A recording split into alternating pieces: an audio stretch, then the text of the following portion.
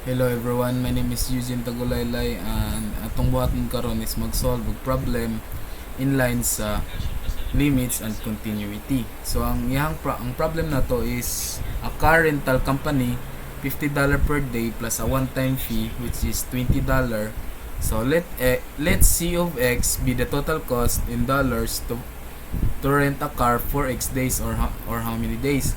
Find the total cost to rent the car for 5 days and determine the cost per day as the number of rental days approaches infinity. So, ang unahon na to ani is pangitaw na to ang total cost within 5 days. So, C of X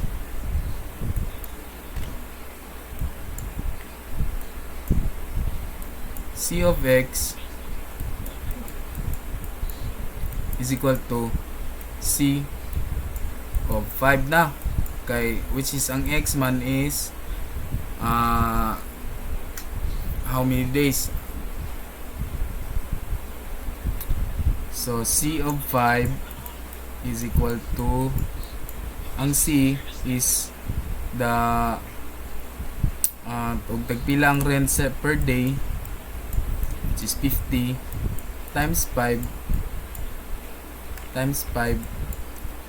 plus the one time fee which is $20.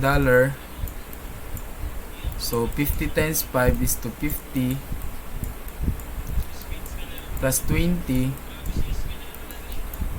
Ang total cost sa within 5 days nila nga pag-rent sa car is $270. Then to find the total cost nila per day as per days as the number of rental days approaches. Ang buhaton is C times X. Ang equation mahimo na siya ingani 20 over X. Then ang sunod dayon is as X approaches infinity, so ang as X daw kuno as X approaches infinity, ang kaniyang fraction will approach to 0. So ang iyang value daw kuno mahimo na siyang 0. So mao na niyang iyang equation. Limit of ato sa ning i-relate. Limit of 50x plus 20 over x as x approaches infinity.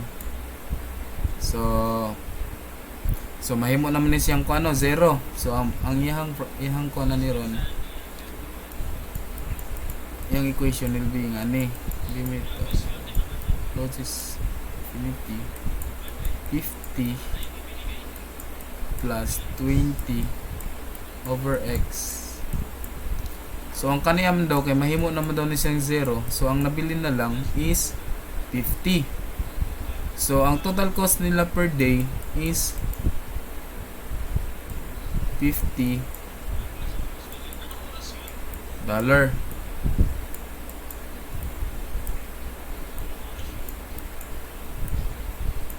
Kaniya total cost nila within 5 days, then total cost nila per day is $50 kaniya kani.